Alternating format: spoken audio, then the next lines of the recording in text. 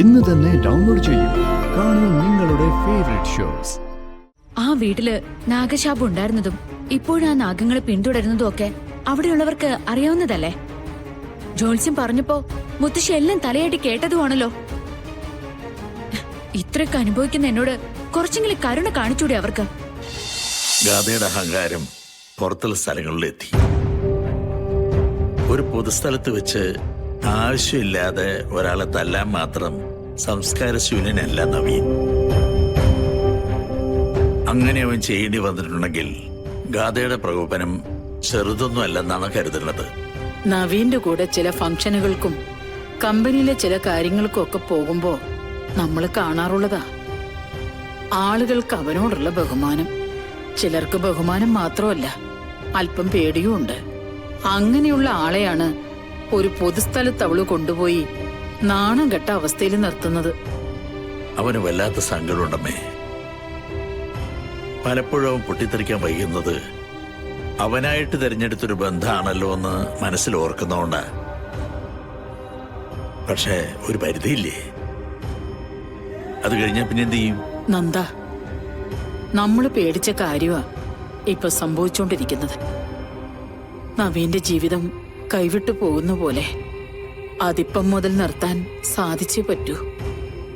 അല്ലെങ്കിൽ ഒരു പക്ഷേ നമുക്ക് ആർക്കും ഉൾക്കൊള്ളാൻ പറ്റാത്ത ഒരവസ്ഥയിൽ നമുക്കവനെ കാണേണ്ടി വരും. അതിന് ഞാൻ സമ്മതിക്കില്ല അമ്മേ. നാളെ തന്നെ സിത്താരയോട് നേരിട്ട് സംസാരിക്കാനാണ് എന്റെ തീരുമാനം. കൊഴിഞ്ഞു കിടക്കുന്ന ഈ അവസ്ഥ ഇനിയെങ്കിലും ഒന്ന് നേരെയാക്കണം. അമ്മ എന്തു പറയുന്നു? നമുക്കിപ്പോ സത്യം അറിയാവുന്ന സിത്താരയ്ക്കറിയാം.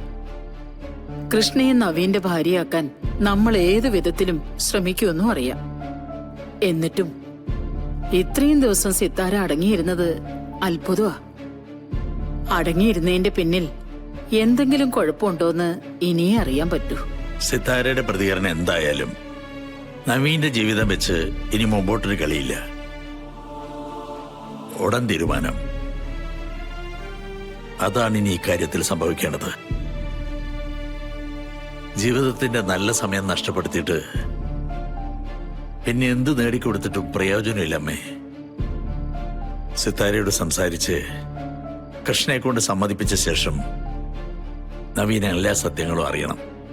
ചില സത്യങ്ങള് ചിലരെ പൊള്ളിക്കും. പക്ഷേ മുന്നോട്ട് പോവാൻ അതേ മാർഗമുള്ളെങ്കില് ചെയ്തല്ലേ പറ്റൂ.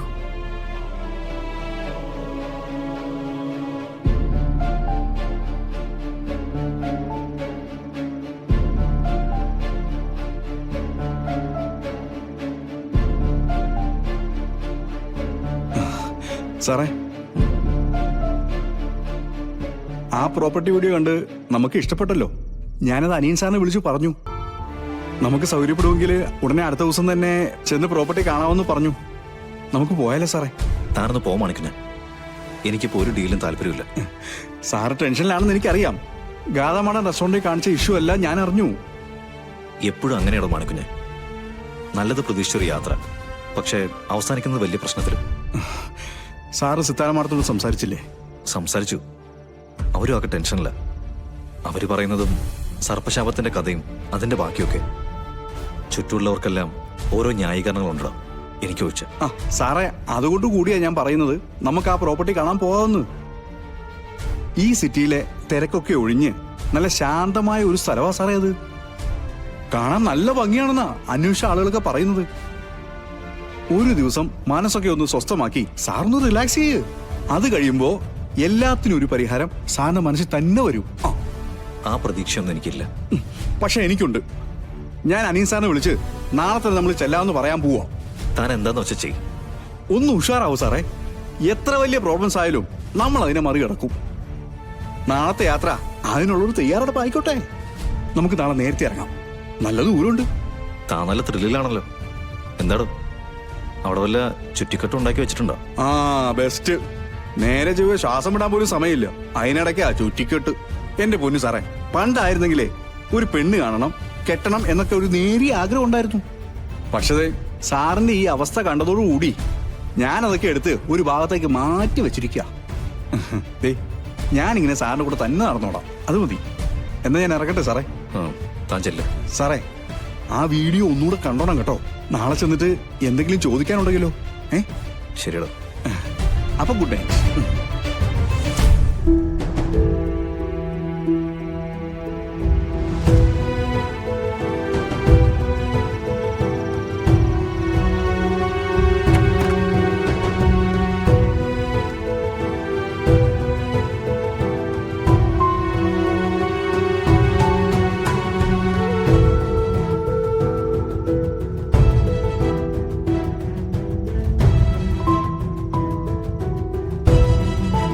മോളെ, ഒരുപാട് നേരെ എന്തെങ്കിലും കഴിക്കണ്ടേ? എനിക്കൊന്നും വേണ്ട മമ്മി.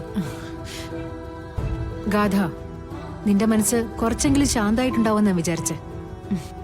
ഫുഡൊക്കെ കഴിച്ച് നന്നായിട്ടൊന്ന് ഉറങ്ങും. ഉറങ്ങി എഴുന്നേക്കുമ്പോഴേക്കും ഞാൻ തന്നെയല്ലേ ഉറങ്ങുന്നത്, പിന്നെ ഇത് മാറ്റം വരാനാ? മമ്മി, എനിക്ക് തലവേദന എടുത്തിട്ട് വയ്യ. തല വെട്ടിപ്പൊളിക്കുന്നത് പോലെ തോന്നുക. മോക്ക് ഞാൻ മെഡിസിൻ എടുത്ത് തരട്ടെ? വേണ്ട. ആ മരുന്ന് കഴിക്കാൻ തുടങ്ങിയത് മുതലാ ഇതിങ്ങനെ തുടർച്ചയായിട്ടുണ്ടാവുന്നത്. എന്നിട്ട് കുറെ കഴിയുമ്പോ ഞാൻ അറിയാതെ ഞാൻ തന്നെ എന്തൊക്കെയോ ചെയ്യാ. അവിടെയുള്ളവർക്ക് ആർക്കും അത് മനസ്സിലാവുന്നില്ല. എന്തിന്? അറ്റ്ലീസ്റ്റ് നവീനെങ്കിലും അത് മനസ്സിലാക്കണ്ടേ? ആ വീട്ടില് നാഗശാപം ഉണ്ടായിരുന്നതും ഇപ്പോഴാ നാഗങ്ങളെ പിന്തുടരുന്നതും ഒക്കെ അവിടെയുള്ളവർക്ക് അറിയാവുന്നതല്ലേ? ജോത്സ്യം പറഞ്ഞപ്പോ മുത്തശ്ശി എല്ലാം തലയാട്ടി കേട്ടതുമാണല്ലോ. ഇത്രയൊക്കെ അനുഭവിക്കുന്ന എന്നോട് കുറച്ചെങ്കിലും കരുണ കാണിച്ചൂടെ അവർക്ക്? നവീൻ എന്നോട് കുറെ നേരം സംസാരിച്ചിട്ടാ പോയത്. അയാൾക്ക് നിന്നോട് ഒരു വെറുപ്പുമില്ല. നവീൻ ഇപ്പോഴും നല്ലൊരു ജീവിതമാണ് ആഗ്രഹിക്കുന്നത്. അപ്പോ ഞാൻ ആഗ്രഹിക്കുന്നില്ലേ?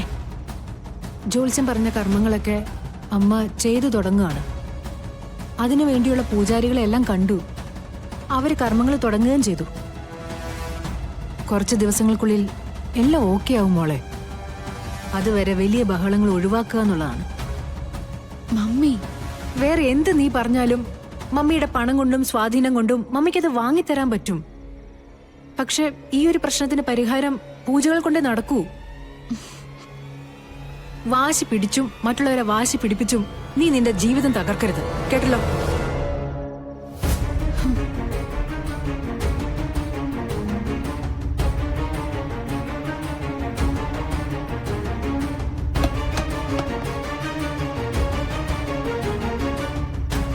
മമ്മി കുറച്ച് ഭക്ഷണം വാരിത്തരാം. ഇത് കഴിച്ചിട്ട് മോള് കിടന്നുറങ്ങിക്കോ.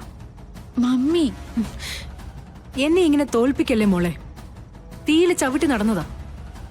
ശത്രുക്കൾക്ക് പോലും കഴിഞ്ഞിട്ടില്ല എന്നെ ഇങ്ങനെ തോൽപ്പിക്കാൻ. പക്ഷേ കൃഷ്ണ